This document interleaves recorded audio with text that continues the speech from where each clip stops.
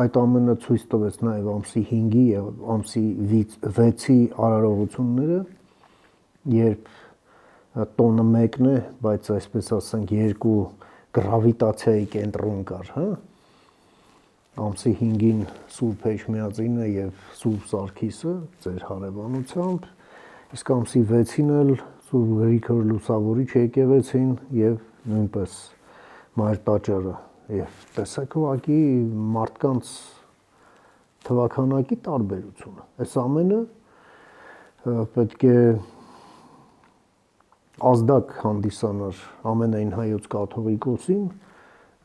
միակ ճիշտ որոշումն ընդունելու համար, բայց նա իր տարիքին եւ անցած ճանապարհին ոչ վայել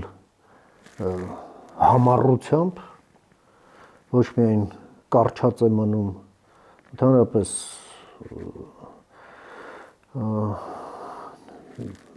որևէ նշանակություն չտալով այն խնդիրներին, որոնք ուրվագծված են տասնամյակներով մեր եկեղեցում, այլև նույնիսկ այսպես ագրեսիվ նոտաներով, ուղերձներով է հանդես գալիս։